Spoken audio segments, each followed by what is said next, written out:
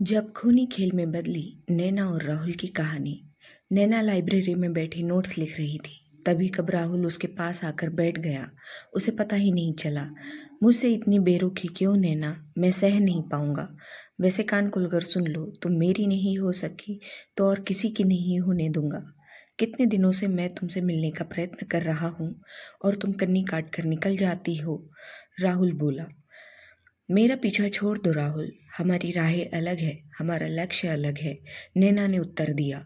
दोनों को बातें करता देखकर लाइब्रेरियन ने उन्हें बाहर जाने का इशारा करते हुए द्वार पर लगी चुप रहने का इशारा करने वाली तस्वीर दिखाई। देखो नैना, मैं आज तुम्हें अंतिम चेतावनी देता हूँ। तुम मुझे दूसरों की तरह समझने की भूल मत करना, नहीं तो बहुत पछताओगी। उपभोग करो और फेंक दो की नीति मेरे साथ नहीं चलेगी। पिछले 2 वर्षों में मैंने तुम्हारे लिए क्या नहीं किया। पानी की तरह पैसा बहाया है मैंने, और इस चक्कर में मेरी पढ़ाई चौपट हो गई सो अलग। राहुल ने धमकी ही दे डाली। क्यों किया यह सब? मैंने तो कभी नहीं कहा था कि अपनी पढ़ाई पर ध्यान मत दो। घूमने फिरने का शौक तुम्हें भी कम नहीं था। मैं तो बस मित्रता के नाते तुम्हारा साथ दे रही थी। किस मित्रता की बात कर रही हो तुम? एक युवक और युवती के बीच मित्रता नहीं, केवल प्यार होता है। राहुल की आंखों से चिंगारियां निकल रही थी। लाइब्रेरी से बाहर निकलकर दोनों कुछ देर वाद विवाद करते हुए साथ चले। फिर नैना ने राहुल से आगे निकलने का प्रयत्न करते हुए तेजी से कदम बढ़ाए। वह सचमुच डर गई थी। तभी राहुल ने जेब से छोटा सा चाकू निकाला और दीवानों की तरह नैना पर वार करने लगा। नैना बदहवास से चीख रही थी। चीख पुकार सुनकर वहां भीड़ जमा हो गई। कुछ विद्यार्थियों ने कठिनाइयों से राहुल को नियंत्रित किया। फिर वे आनन फानन नैना को अस्पताल ले गए। कॉलेज में यह समाचार आग की तरह फैल गया। सब अपने ढंग से इस घटना की विवेचना कर रहे थे। नैना मित्र संबंधियों से घिरी इस सदमे से निकलने का प्रयत्न कर रही थी। हालांकि उसके जख्म अधिक गहरे नहीं थे, पर उसे अस्पताल में भर्ती कर लिया गया था। नैना की फ्रेंड निधि ने उसके स्थानीय अभिभावक मौसी और मौसा को फ़ोन करके सारी घटना की जानकारी दे दी। तो नैना की मौसी नीला और उसके पति अरुण तुरंत आ पहुंचे। नैना नीला के गले लगकर फूट फूट कर रोई। वह आंसुओं के बीच बराबर यह कहती रही, मौसी मुझे यहाँ से ले चलो, यह खूंखार लोगों की बस्ती है, राहुल मुझे जान से मार डालेगा। नीला नैना को सांत्वना देकर धीरज बांधती रही, पर नैना हिचकियां लेकर रोती रही। उसने सपने में भी आशा नहीं की थी कि राहुल उसके साथ ऐसा व्यवहार करेगा। अगले दिन ही नीला उसे अपने घर ले आई। सूचना मिलते ही नैना के माता पिता आ पहुंचे। सारा घटनाक्रम सुनकर वे स्तब्ध रह गए। नैना, हमने तो बड़े विश्वास से तुमको यहाँ पढ़ने के लिए भेजा था, पर तुम्हारे तो यहाँ पहुँचते ही पंख निकल आए। और नीला, तुमने ही कहा था ना कि छात्रावास में वहाँ भी देश की राजधानी में ही रहकर इसकी प्रतिभा निखर आएगी, पर हुआ इसका उल्टा ही। पूरे परिवार की कितनी बदनामी हुई है यह सब जानकर। अब कौन इससे विवाह करेगा? नैना के पिता गिरजा बाबू का दर्द उनकी आंखों में छलक आया। अब तो हम नैना को अपने साथ ले जाएंगे और कोई रास्ता तो बचा ही नहीं है। नैना की माँ लीला ने अपना मत प्रकट किया। दीदी, जीजाजी, सच कहूँ तो जैसे ही मुझे राहुल के संबंध के बारे में पता चला तो मैंने नैना को घर बुलाकर समझाया था। इसने वादा भी किया था कि यहाँ अपनी पढ़ाई पर ध्यान देगी, पर इसी बीच यह घटना घट गई, नीला ने स्पष्ट किया। मैंने तो उस दिन ही भी कहा था कि सारी सूचना आप लोगों को दे दे, पर नैना अपनी सहेली निधि को साथ लेकर आई और अपनी मौसी को समझा ही लिया कि वहाँ आप दोनों को सूचित न करे। तभी अरुण ने पूरे प्रकरण पर अपनी चुप्पी तोड़ी। मैंने भी कहाँ सोचा था कि बात इतनी बढ़ जाएगी। मैंने तो नैना को कई बार चिताया भी था कि इस तरह किसी के साथ अकेले घूमना फिरना ठीक नहीं है, पर नैना ने अनसुना कर दिया। निधि ने अपना बचाव किया। ठीक है, मैं ही बुरी हूँ और सब तो दूध के धुले हैं। नैना निधि की बात सुनकर चीख उठी। आप लोग व्यर्थ ही चिंतित हो जाओगे, इसलिए आप लोगों को सूचित नहीं किया था। मुझे लगा कि हम स्थिति को संभाल लेंगे। निधि ने भी नैना की ओर से आश्वस्त किया था, पर कौन जानता था कि ऐसा हादसा हो जाएगा। नीला समझाते हुए रुआंसी हो उठी। अभी यह विचार विमर्श चल ही रहा था कि अरुण ने राहुल के माता पिता के आने की सूचना दी। अब क्या लेने आए हैं? हमारी बेटी की तो जान पर बनाई है, इनका यहाँ आने का साहस कैसे हुआ? लीला बहुत क्रोध में थी। अरुण और नीला ने उन्हें शांत करने का प्रयत्न किया। हम तो उस अप्रिय घटना के प्रति अपना खेद प्रकट करने आए हैं। राहुल भी बहुत शर्मिंदा है, आप लोगों से माफ़ी मांगना चाहता है। राहुल के पिता धीरज आते ही बोले, क्या कहने आपके बेटे की शर्मिंदगी के। यहाँ तो जीवन संकट उत्पन्न हो गया, बदनामी हुई सो अलग। मैं यही विनती लेकर आया हूँ कि यदि हम मिल बैठकर समझौता कर ले तो कोर्ट कचहरी तक जाने की नौबत नहीं आएगी। धीरज ने किसी प्रकार अपनी बात पूरी की। चाहते क्या हैं आप? अरुण ने प्रश्न किया। यही कि नैना राहुल के पक्ष में अपना बयान बदल ले। हम तो इलाज का पूरा खर्चा उठाने को तैयार है। धीरज ने एक एक शब्द पर जोर देकर कहा। ऐसा हो ही नहीं सकता, यहाँ हमारी बेटी के सम्मान का प्रश्न है। गिरजा बाबू बहुत क्रोध में थे। आपकी बेटी हमारी भी बेटी जैसी है, मानता हूँ इसमें हमारा स्वार्थ है, पर यह बात उछलेगी तो दोनों परिवारों की बदनामी होगी। बल्कि मेरे पास तो एक और सुझाव भी है, गलत मत समझिएगा। मैं तो एकमात्र सुझाव दे रहा हूँ, मानना न मानना आपके हाथ में है। राहुल के पिता शांत और संयत स्वर में बोले। क्या सुझाव है आपका? हम दोनों का विवाह तय कर देते हैं, सबके मुंह अपने आप बंद हो जाएंगे। यह दबाव डालने का नया तरीका है क्या? बेटा हमला करता है और उसका पिता विवाह का प्रस्ताव लेकर आता है। कान खोलकर सुन लीजिए, जान दे दूंगी पर इस दबाव में नहीं आऊंगी। घायल अवस्था में भी नैना उठकर चली आई और पूरी शक्ति से चीख कर फूट फूट कर रोने लगी। नैना को इस तरह बिलखता देखकर सभी स्तब्ध रह गए।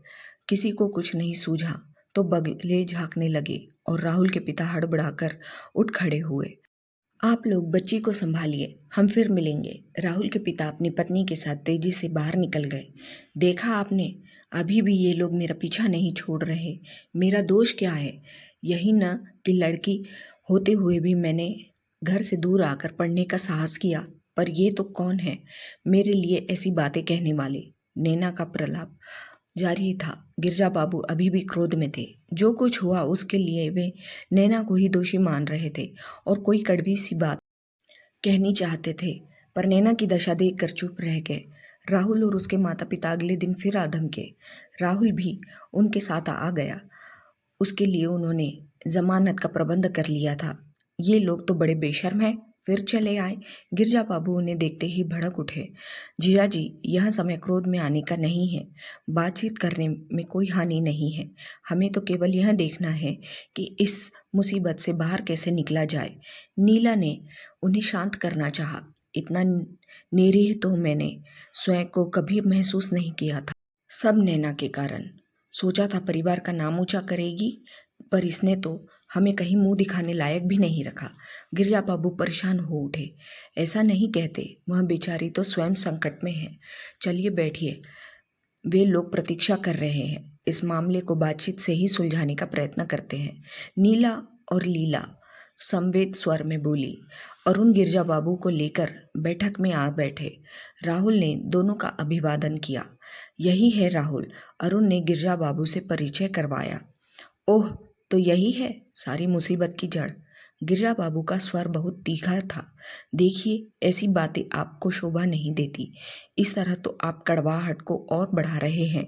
हम तो संयम से काम ले रहे हैं, पर आप उसे हमारी कमजोरी समझने की भूल कदापि मत करिए। धीरज ने भी उतने ही तीखे स्वर में उत्तर दिया। अच्छा, नहीं तो क्या करेंगे आप? हमें भी चाकू से मारेंगे? सच तो यह है कि आपकी जगह यहाँ नहीं, जेल में है।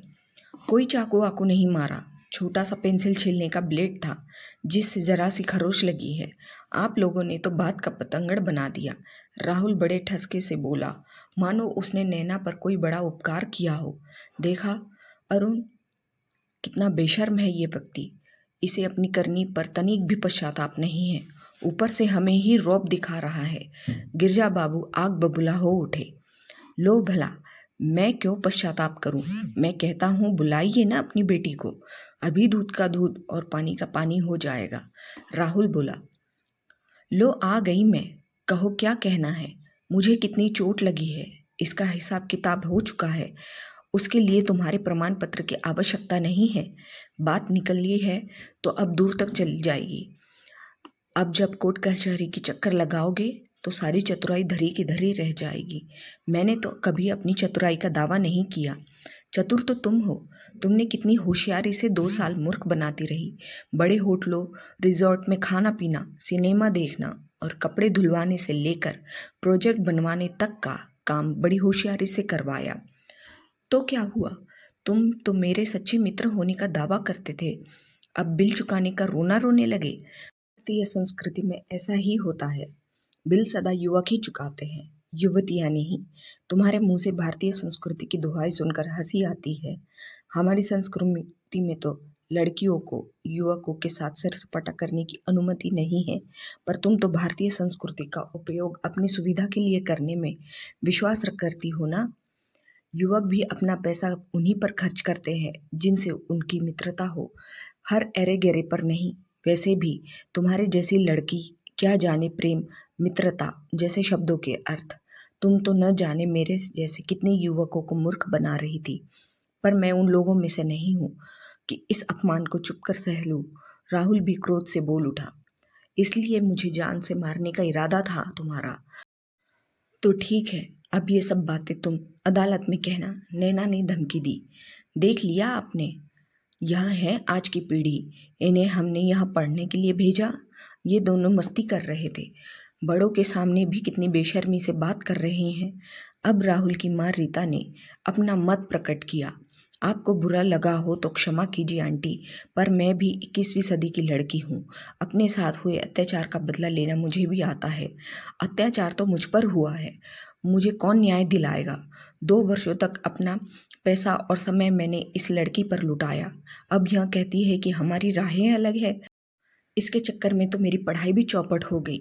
राहुल के मन का दर्द उसके शब्दों में छलक आया। अब समझ में आया कि एक युवक और युवती के बीच सच्ची मित्रता हो ही नहीं सकती। मैं जिसे अपना सच्चा मित्र समझती थी, वह तो कुछ और ही समझ बैठा था। नैना अपनी ही बात पर अड़ी थी। जब बड़े विचार विमर्श कर रहे हो तो छोटे को बीच में बोलना शोभा नहीं देता। अब केवल हम बोलेंगे और तुम दोनों केवल सुनोगे।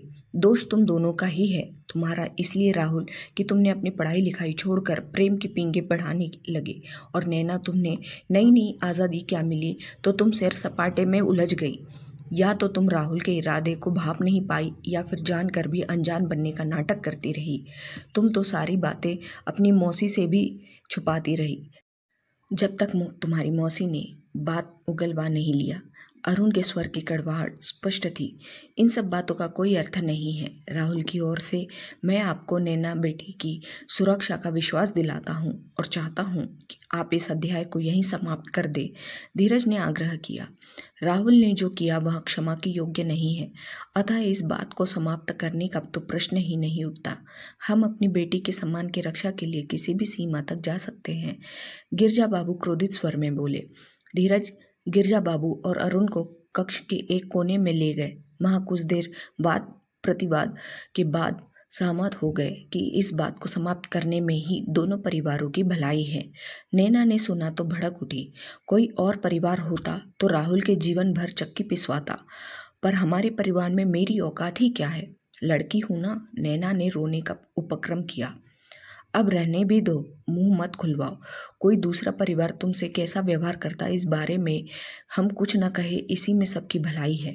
नीला ने अपनी नाराजगी दिखाई। ठीक है, यदि सभी अपनी जिद पर अड़े हैं तो मेरी भी सुन ले। मैं कहीं नहीं जा रही, यहीं रहकर पढ़ाई करूंगी। नैना बड़ी शान से बोली। अवश्य तुम यहाँ पढ़ोगी, पर अकेले नहीं, अपनी माँ के साथ रहोगी, उनकी छात्रावास में, अपनी माँ के नियंत्रण में रहोगी, हमारी शर्तों पर। गिरजा बाबू तीखे स्वर में बोलते हुए बाहर निकल गए, जिससे थोड़ी सी ताज़ा हवा में सांस ले सके। बगीचे में पड़ी बेंच पर बैठकर वह दोनों हाथों में मुंह छिपाकर देर तक सिसकते रहे। 4 महीने बाद उन्होंने सुना कि राहुल और नैना फिर से दोस्तों के बीच मिल रहे हैं। उनके दोस्तों ने उनके बीच सुलह करा दी। 6 महीने बाद दोनों ने फिर से अपने माता पिता को बुलाया और इस बार दोनों ने शर्माते हुए कहा, हम शादी करना चाहते हैं। गिरजा बाबू और अरुण ने दोनों एक दूसरे का मुंह ताक रहे थे और यह समझ में नहीं आ रहा था कि उन्हें क्या कहें क्या न कहें। तो दोस्तों, आज की स्टोरी आपको कैसे लगी मुझे कमेंट करके ज़रूर बताएं, और मेरे इस चैनल को लाइक शेयर और सब्सक्राइब ज़रूर करें। Thank you.